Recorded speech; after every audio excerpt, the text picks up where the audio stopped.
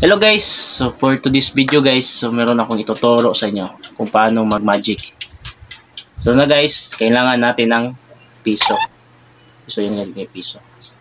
So ang gawin natin guys, itong gagawin nating props. So guys itong piso is lalagay natin dito, tapos mag-count ako ng 1, 2, 3. Tapos pag 1, 2, 3 guys, yung piso guys dito na sa dila ko guys, ha? Guys So wala po itong bahol guys, dito pala sa ibang magic guys na pan guys, bahol. So wala guys wala pisong baba guys wala guys magic guys wala gini sa guys wala bahol. Wala guys wala siya bahol guys. So guys, so ako din siya ko ng guys Sige na tawa guys Okay guys, okay okay guys tawa guys Okay, way bahol guys, 1, 2, 3, 4.